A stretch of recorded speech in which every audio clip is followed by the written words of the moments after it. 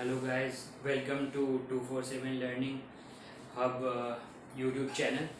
तो हमने अपने पिछले वीडियो में रिविजिटिंग ऑफ इरेशनल नंबर्स देखा था और अब इस पोर्शन में हम देखेंगे revisiting of rational numbers and the decimal expansion. Lower classes में आपने रैशनल नंबर्स के बारे में बहुत कुछ पढ़ा है, स्पेशली क्लास 9 में आपने बहुत कुछ पढ़ा है रैशनल नंबर्स के बारे में। सबको इतना तो पता होगा कि कोई भी जो रैशनल नंबर होता है वो पी बाई क्यू के फॉर्म में लिखा जा सकता है, जिसमें क्यू कभी जीरो नहीं होगा और पी एंड क्यू जो है वो that belongs to set of integers. इतना आपने इतना आपको एकदम क्लियर है कि ये रैशनल नंबर्स होते हैं। अब आपने ये 9th में पढ़ा था कि जो डेसिमल एक्सपेंशन होता है, डेसिमल एक्सपेंशन मतलब आपने न्यूमरेटर को डिनोमिनेटर से डिवाइड कर दिया। मतलब जो आप इस तरीके से करते हैं डिवीजन मेथड, तो जो भी रिजल्ट आता है, मतलब पी बाई क्यू जो भी रिजल्ट आएगा वो एक डेसिमल एक्सपेंशन इसको बोलेंगे हम। अब ये डेसिमल एक्सपेंशन जो होता है वो दो टाइप का हो सकता है किसी भी रैशनल नंबर का। या तो टर्मिनेटिंग हो सकता है, टर्मिनेटिंग डेसिमल एक्सपेंशन हो सकता है, या हो सकता है नॉन टर्मिनेटिंग रिकरिंग। अब टर्मिनेटिंग, नॉन टर्मिनेटिंग, रिकरिंग, इन दोनों में डिफरेंस क्या था कि टर्मिनेटिंग, फॉर एग्जांपल आप 1/10 ले लें 0.1, या आप कुछ भी ले लें, जैसे 2/5 ले लें तो 0.4। तो ऐसे जो नंबर्स होते हैं वो आप देख सकते हैं कि डेसिमल के बाद कुछ फाइनाइट नंबर ऑफ स्टेप्स तक ही चलते हैं। कितने भी बड़े होंगे बट वो एक फाइनाइट नंबर होगा, मतलब एक फाइनाइट नंबर के बाद वो खत्म हो जाएगा। डेसिमल एक्सपेंशन के बाद वो एक फाइनाइट नंबर ऑफ अकरेंसेस के बाद खत्म हो जाएगा। बट नॉन टर्मिनेटिंग रिकरिंग क्या होते हैं, जो कभी खत्म ना हो, इन्फिनिटली चले, और एक जो डेसिमल के बाद जितना पोर्शन है, कुछ पोर्शन वो बार बार अपने आप को रिपीट करे। जैसे कि 0.101, 101, 101, इसमें डॉट डॉट डॉट। अब इसमें आप देख सकते हो 101 बार बार इतना पार्ट फिर से रिपीट कर रहा है, तो इसको हम यूजुअली इक्विवेलेंट टू 101 इस तरीके से बार दे देते हैं। तो इसका मतलब क्या होता है कि ये इन्फिनिटली रिपीट होगा 101, 101। ये नॉन टर्मिनेटिंग रिकरिंग, मतलब नॉन टर्मिनेटिंग मतलब जो टर्मिनेट ना हो, कभी खत्म ना हो, इन्फिनिटली जाए, और रिकरिंग मतलब 101 कुछ सेट ऑफ जो नंबर्स डिजिट्स होंगे वो अपने आप को रिपीट करके। तो ये दो टाइप के होते हैं डिवीजन मेथड। अब मैं सबसे पहले आपको एक बात बताना चाहता हूँ कि ये तो हो गया। अब मान लीजिए आपसे कोई बोले कि ये मैं आपको एक रियल नंबर दे रहा हूँ, आप ये बता दो कि ये terminating without performing actual division method, आप ये बता दो कि वो टर्मिनेटिंग होगा या नॉन टर्मिनेटिंग रिकरिंग होगा। अगर ऐसा बताना हो तो हम कैसे करेंगे, तो उसका एक ट्रिक हमारे इस चैप्टर में बताया गया है। वो कुछ थ्योरम्स के थ्रू बताया गया है। मैं उन थ्योरम्स को भी आपको बताऊंगा, पर उसके पहले मैं कुछ आपको ऑब्जर्वेशन के लिए देना चाहता हूँ कि आप ऑब्जर्व करिए कि ये एक्सपेंशंस क्या हो रहे हैं। जैसे मान लीजिए फॉर एग्जांपल आप 1/10 आपने लिया, सबको मालूम है कि इसका जो वैल्यू होगा 0.1 होगा। ये क्या है, टर्मिनेटिंग है, बिल्कुल टर्मिनेटिंग। अब एक पैटर्न है। अब मान लीजिए 1/10 को मैं क्या लिख सकता हूँ, 1/10 को मैं लिख सकता हूँ 1/2 × 5 लिख सकता हूँ, बिल्कुल लिख सकता हूँ, उसमें कोई दिक्कत नहीं। अब 1/100 आप ले लीजिए, इसको आप सबको मालूम है 0.01 होता है, जो कि अगेन टर्मिनेटिंग है। 1/100 को मान लीजिए आप 100 का प्राइम फैक्टराइजेशन करिए, वो एक कंपोजिट नंबर है, एक कंपोजिट नंबर है तो किसी भी कंपोजिट नंबर का प्राइम फैक्टराइजेशन पॉसिबल है। तो मान लीजिए आप उसका प्राइम फैक्टराइजेशन करते हैं तो आपको मिलता है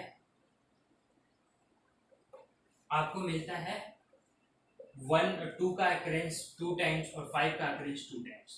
तो ऐसे एक और नंबर आप ले लिया, मान लीजिए आपने ले लिया, मान लीजिए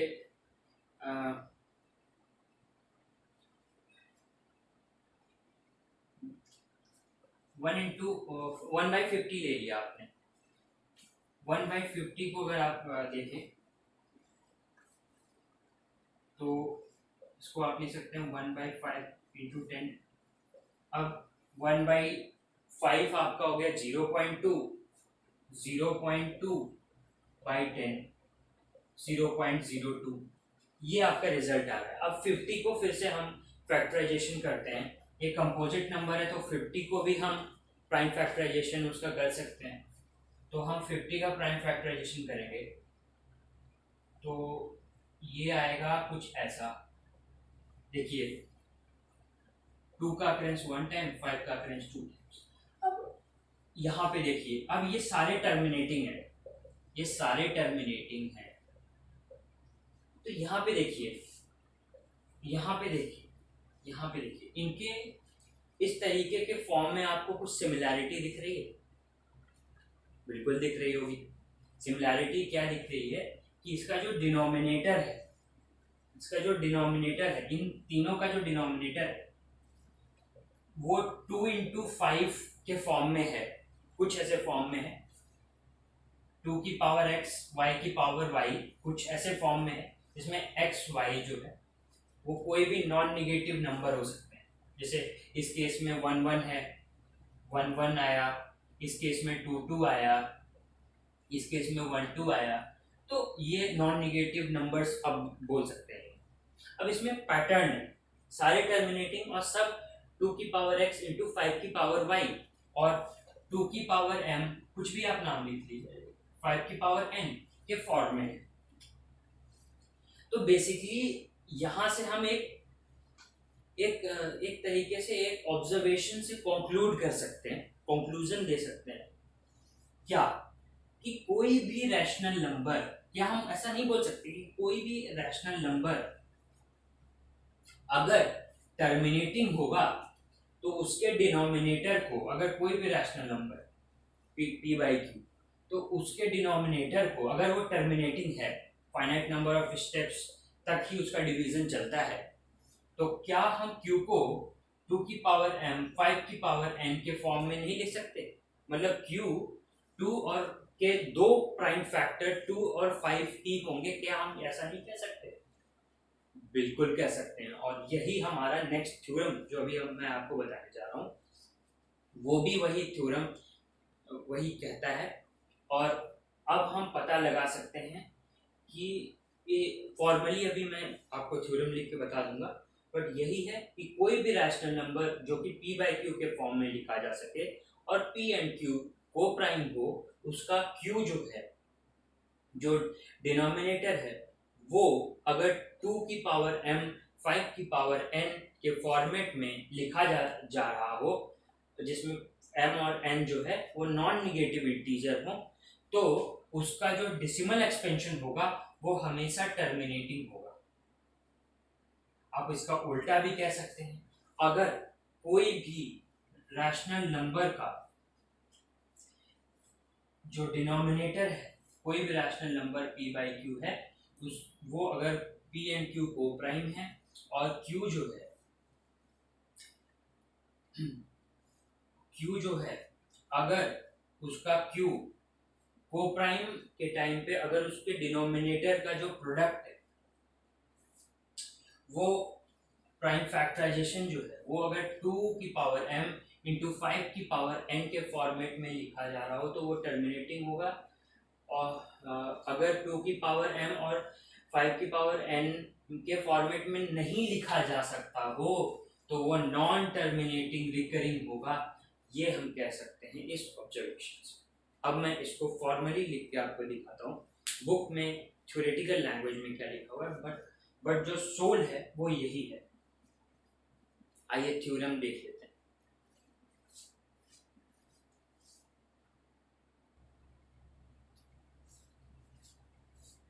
हेलो गाइस, सो जो फॉर्मल डेफिनेशन आपके एनसीईआरटी बुक में दी गई है वो मैं आपको एक बार समझा देता हूँ, और जो अभी आपने पहले समझा बिल्कुल उसी का एक फॉर्मल लैंग्वेज में रिप्रेजेंटेशन है ये। Theorem 1.5 says let x be a rational number whose decimal expansion terminates। हमें दिया गया है कि अगर x एक रैशनल नंबर है और इसका डेसिमल एक्सपेंशन जो है वो टर्मिनेटिंग है, अगर इसका डेसिमल एक्सपेंशन टर्मिनेटिंग है तो x can be expressed in the form p by Q. तो p बाई क्यू के फॉर्म में तो रिप्रेजेंट हो ही सकता है, बट इसमें कंडीशन, अगर p एंड q आर को प्राइम, अगर p एंड q को प्राइम के फॉर्म में है तो हमेशा ऐसा होगा कि q जो उसका डिनोमिनेटर है वो हमेशा 2 की पावर m इंटू 5 की पावर m के फॉर्मेट में लिखा जा सकता है। मतलब इस q का प्राइम फैक्टराइजेशन, मतलब उसके प्राइम फैक्टर्स 2 और 5 ही होंगे, where n and m are non-negative integers, n और m non-negative integer, non-negative integer। बिल्कुल क्लियर है आपको ये चीज? तो कुछ एग्जांपल्स के साथ मैं आपको दिखा देता हूँ।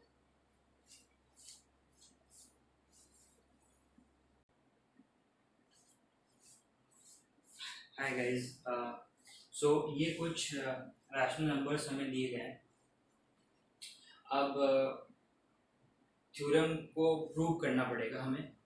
तो बेसिकली थ्योरम को प्रूव करने से पहले मैं एक चीज़ आपको बता देता हूँ कि आपके दिमाग में इतना तो होगा कि अगर कोई भी नंबर हो, कोई भी रैशनल नंबर हो और उसमें डिनोमिनेटर में अगर 10 हो या 10 का कोई भी मल्टीपल हो, 10 की पावर 2, 10 की पावर 3, कोई भी ऐसा हो जो 10 से डिवाइड होता हो, 10 का मल्टीपल हो,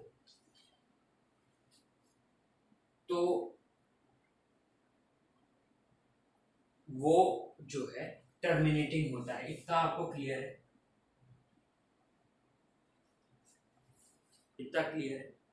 अब 10 के फैक्टर्स क्या होते हैं? प्राइम फैक्टर्स 2 और 5 होते हैं, 2 और 5 होते हैं। तो आपको इससे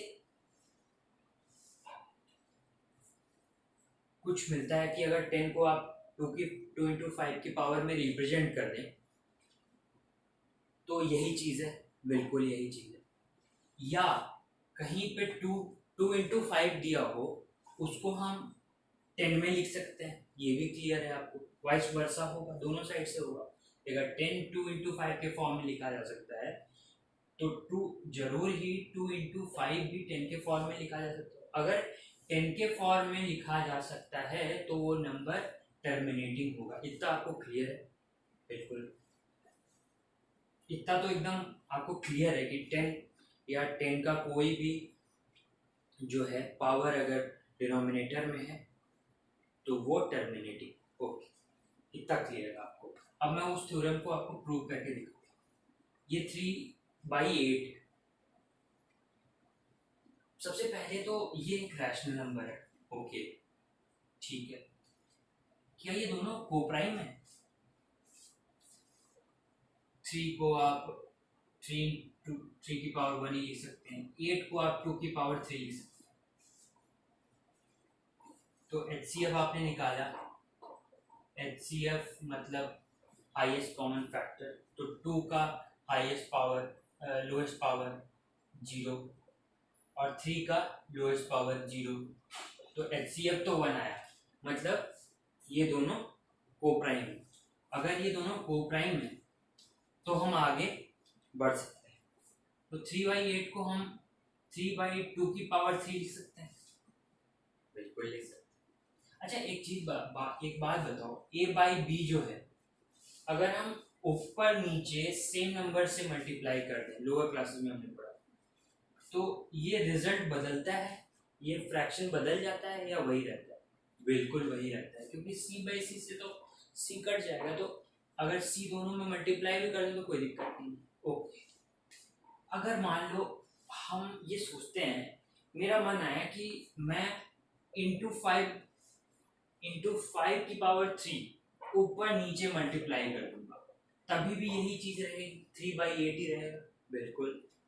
अब इस चीज को यहाँ पे ध्यान दीजिएगा, इस चीज को मैं 2 × 5 × 3 इस फॉर्मेट में नहीं लिख सकता।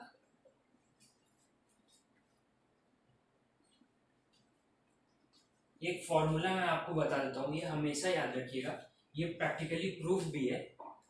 ये चीज 8 हो गई और ये चीज 125 है, तो 8 × 125 कितना होता है? 1000। अब ये करके देखिए, 2 × 5 होल की पावर 3 करके देखिए, 2 × 5 कितना होता है? 10 होता है, 10 की पावर 3 कितना होता है? 1000। तो ये एक फॉर्मूला होता है कि अगर a की पावर c है इंटू b की पावर c, तो that is equal to a × b whole की पावर c, मतलब इन दोनों का मल्टीपल जो आएगा उसका पावर भी c इक्वल टू a की पावर c इंटू b की पावर c होता है। ओके, तो इतना आपको कहीं पे डाउट, इस फॉर्मेट में हम लिख सकते हैं। अब ये 2 × 5 क्या हो गया? 10 की पावर 3। अब ये ऊपर जो आया है ये क्या है? 3 × 125। कोई दिक्कत है यहाँ पे? नहीं। तो यहाँ पे अगर हम देखें तो 3 × 5 = 15, मतलब ये हो गया 75, 375 हो गया है, और 10 की पावर 3 मतलब 1000। अब इसको हम इस फॉर्मेट में नहीं लिख सकते, ये देखो टर्मिनेटिंग है, टर्मिनेटिंग। अब यहाँ पे आप देखिए ये किस फॉर्मेट में था, मतलब कहने के लिए हमने 5 को ऊपर नीचे मल्टीप्लाई किया, उससे फर्क नहीं पड़ता, बट इस फॉर्मेट में हम लिख सकते हैं इस चीज को। तो 2 की पावर n × 5 की पावर m के फॉर्मेट में ही था, जहां n and m non negative integer थे, यहाँ पे 3 थे, कोई दिक्कत नहीं। ओके, इसी तरीके से हम इसको भी लिख सकते हैं, ये भी मैं आपको दिखाऊंगा। 13। अब इस चीज को हम 5 की पावर 3 लिख सकते हैं।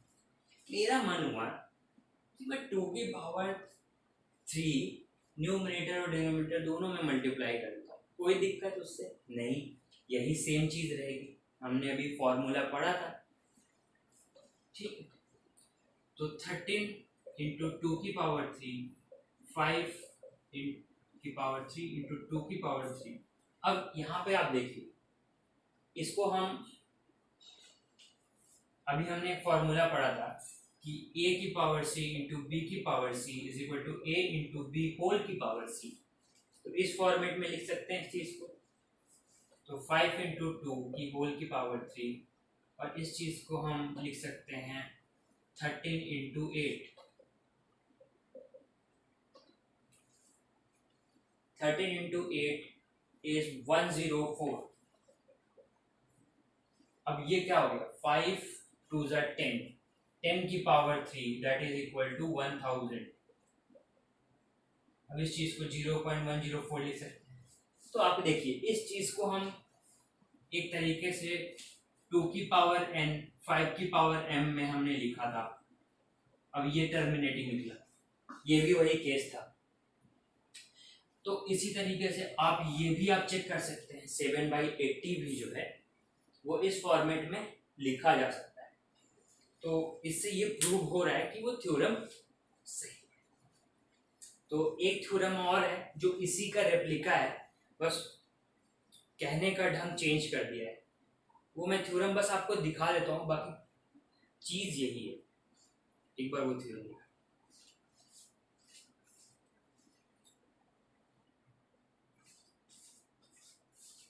हाय गाइस, सो जो हमने थ्योरम अभी 1.5 पढ़ा बिल्कुल उसी जैसा है। ये कहता है कि अगर x is equal to P by Q भी रैशनल नंबर, एक रैशनल नंबर हमको दे दिया गया है, और अगर उस रैशनल नंबर में है तो वो पी बाई क्यू के फॉर्म में लिखा जा सकता होगा।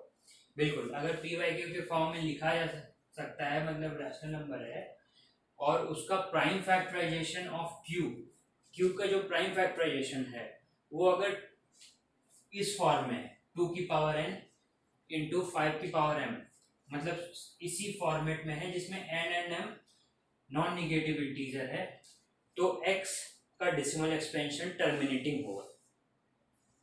ठीक है, ये बिल्कुल पहले ही हम लोग ने डिस्कस कर लिया है कि हमें बस एक्सपेंशन जो डिनोमिनेटर का एक्सपेंशन है उसको 2 की पावर n इंटू 5 की पावर m के फॉर्मेट में कन्वर्ट करना है। अगर ये कन्वर्ट हो रहा है और यही रह रहा है तो उसका उस पी बाई क्यू या रैशनल नंबर का जो डेसिमल एक्सपेंशन होगा वो टर्मिनेटिंग होगा। ठीक है, इसमें किसी को डाउट नहीं होना चाहिए। आइए नीचे आते हैं 1.7। थ्योरम 1.7 ठीक इस चीज का उल्टा है, जो कि ट्रू है। अगर कोई रैशनल नंबर है p बाई क्यू और उसके प्राइम फैक्टराइजेशन ऑफ q जो है उसका q का प्राइम फैक्टराइजेशन 2 की पावर n 5 की पावर m के फॉर्मेट में नहीं लिखा जा सकता हो, जिसमें n and m are non negative integers, तो उस केस में जो ये रैशनल नंबर है उसका एक्सपेंशन जो है वो कि नॉन टर्मिनेटिंग रिपीटिंग होगा, जो कि जस्ट इसका अपोजिट, जो कि ऑलरेडी हम लोगों ने डिस्कस कर लिया है। एक एग्जांपल मैं दे सकता हूँ आपको इसका, कि मान लीजिए हमने एक सिंपल सा एग्जांपल ले लिया, 1/7 है, को प्राइम है, 7 जो है उसका डिनोमिनेटर, इसका प्राइम फैक्टराइजेशन क्या है 7 की power 1, which is not equal to 2 की पावर n 5 की power m, where n and m are non negative integer. अब 1/7 को आप डिवाइड करेंगे तो it will repeat itself. Divide करके मैं देख लेता हूँ, दिखा देता हूँ, 0, ठीक, 7 1 is 7, 7 4 is 28, 7 2 is 14, 7 8 is 56,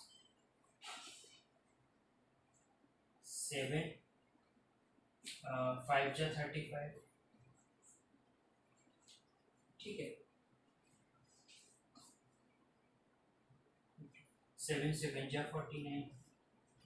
यहाँ पे फिर 1 आ गया, फिर जैसे ही 1 आया फिर ये 1 इससे चालू हो जाएगा। अब आप देख सकते हैं ये चीज रिपीट करती है, ये चीज रिपीट करती है, तो आपको पता चल गया कि दिस इज नॉन टर्मिनेटिंग